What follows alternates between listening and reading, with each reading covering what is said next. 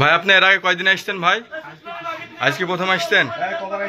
এর আগে কবার আসছে রে? হ্যাঁ এর আগে কবার আসছে রে? হ্যাঁ আজকে প্রথম। আচ্ছা আপনার কি কাগজপাতি আছে ভাই বিয়ের? ভাই কাগজপাতি আছে ভাই? কাগজপাতি আছে আপনার? বিয়ের কাগজপাতি আছে? নাই। তা আপনি অবৈধভাবে কেন ঢুকলেন? হ্যাঁ কেন কেন ঢুকলেন ভাই? আপনাকে ডাকছে কে?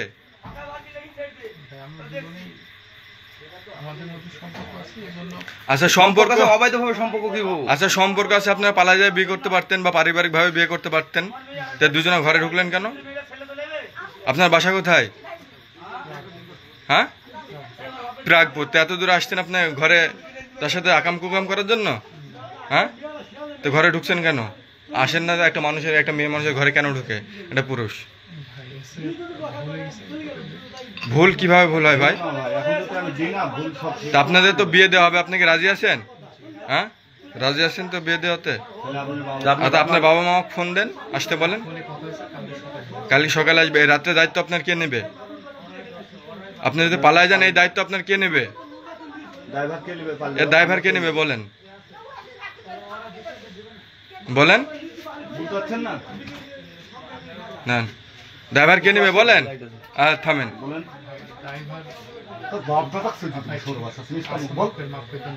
মাফ করে দেবে। আর তুই কি জন্য ডাকছিলে? তুই কি জন্য ডাকছিলে? তুই কি জন্য ডাকছিলে? ও আচ্ছা ঠিক আছে, আচ্ছা ঠিক আছে, ধন্যবাদ ধন্যবাদ। এবার আচ্ছা ঠিক আছে, আপনার গায়ে হাত দিব না তাই তো? আপনি যে অবৈধ, আচ্ছা আপনি যে অবৈধভাবে পরকীয়া করছেন নাকি আমাদের সমাজে, তা আপনি আমাদের সমাজ কেন নষ্ট করছেন? কেন পরকীয়া? তো এটা বিবাহ বাদে আপনার ঘরে ঢুকছে সে, আপনাকে উলঙ্গ অবস্থায় ধরা হয়েছে, এটা কি পরকীয়া না? আপনাকে দুজনাকে উলঙ্গ অবস্থায় ধরা হয়েছে, এটা কি পরকীয়া বলে না? পিছনের পিছনে তাহলে দুজনাকে একসঙ্গে তো পাইছে উলঙ্গ ভাবে, পাইছে না? তাহলে আপনাকে পরকীয়া না এটা? তোর ঘরে হলে তোর বি নাই কিছু নাই, অবৈধভাবে ঢুকলো কি?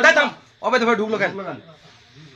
অবৈধভাবে কি জন্য ঢুকলেন? এটি তো পরকীয়া বলে মানুষ। ভাই অবৈধভাবে ঢুকলেন কিন্তু আপনি বাড়িতে রাখবো, আপনি এটা কেটে আসছেন, আমার বাড়ি এখানে, আমি তো ঢুকতে পারবো না আরেকজনের পশ্চির বাড়িতে রাখতে।